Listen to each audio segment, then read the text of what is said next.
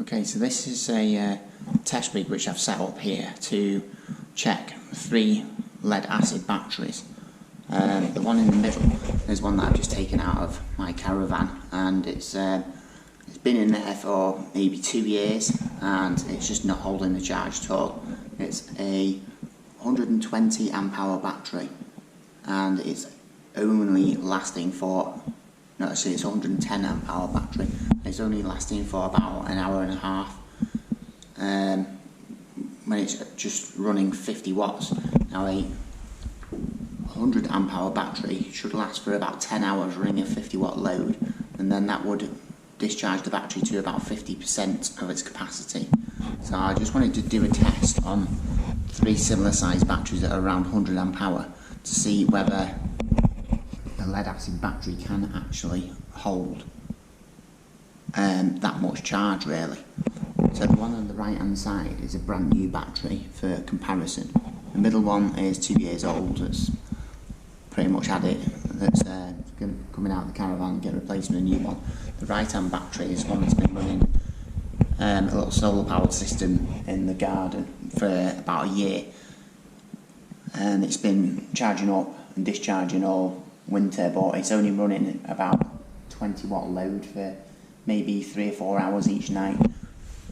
This test rig has all been set up with the help of this little meter here, which is very handy.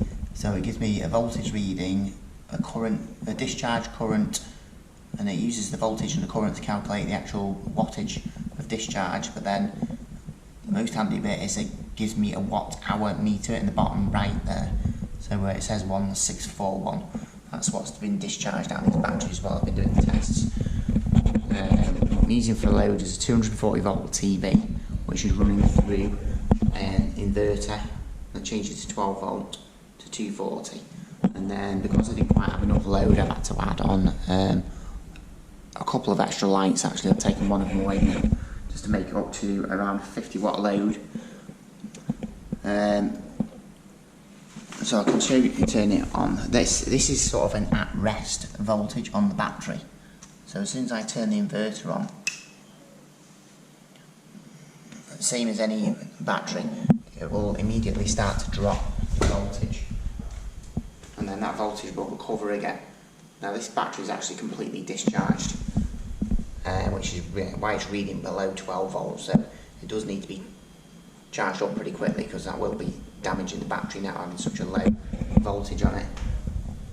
When you have a low voltage on a lead acid battery, it starts to cause sulfation, and that will ultimately kill the battery pretty quickly and significantly reduce the amount of remaining cycles that is in the battery. So I've put the TV on now, and that's increased the load along with the light to 48 watts. That'll now be counting the amount of watt hours that I'm discharging out of the battery. So, just to give you a rough idea, the battery in the middle, which came out of the Caravan, that doesn't have much life left in it, I managed to discharge 86 watt hours out of that battery before it failed. The voltage plummeted and the inverter stopped working, so that is completely at the end of its life, that battery.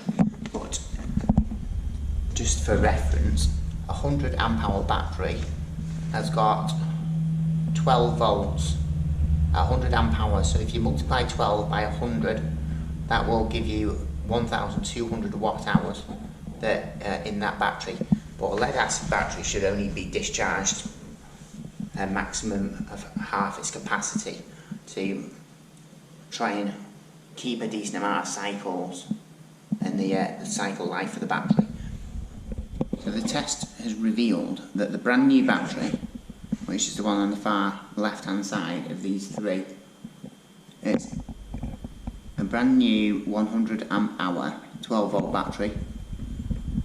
Its total capacity should be 1200 watt hours, but if we discharge half of that capacity out of the battery, or 50% discharge, then we're trying to discharge 600 watt hours from the battery using the watt hour meter down here and the known discharge wattage. So the the brand new battery, after it discharged to 600 watt hours, it was at 12.33 volts. Now that voltage wasn't taken immediately after the discharge, it was actually 12.22 volts, but then we let the battery settle for say 12 hours overnight and the battery recovers slightly to 12.33. Now 12.2 volts is generally considered to be about 75% discharge on the battery. 12.5 volts is about 50% discharge. So this brand new battery has somehow managed to discharge around 60 to 65% of its capacity. The battery on the right, which has already been in use for a year, once that had 600 watt hours discharged out of it, the voltage has dropped quite significantly. In fact, at the end of the test it actually dropped to 11.33 volts, but then after it had been left to rest overnight it recovered to 12.03 volts, and 12 volts on one of these type of large like leisure lead acid batteries is considered to be completely discharged. So in just a year that battery on the right there is barely capable of delivering 600 watt hours now. So it shows that even looking after these lead acid batteries, they potentially only have a life of around 2 to 3 years maybe, and even if they're used in a caravan or a boat or something, then you still really need to take it out over winter and probably leave it on a trickle charger, or alternatively you might have a caravan where you can mount a solar panel on the roof, and that could probably keep the battery topped up and adequately charged over winter. But the long and short of all this is lead acid battery technology is not great, and lithium batteries are coming down in price quite quickly.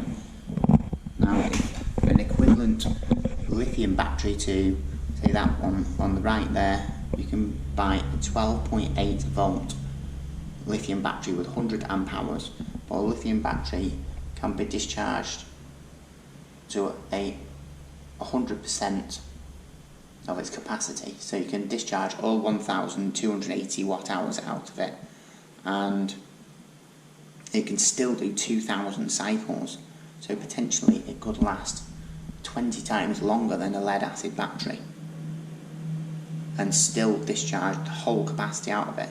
So actually a 100 amp hour lithium battery has got twice as many usable watt hours in it as a 100 amp hour lead acid battery, which would significantly reduce the amount of capacity that is needed in say motorhomes or boats which might be going on longer journeys away from the grid.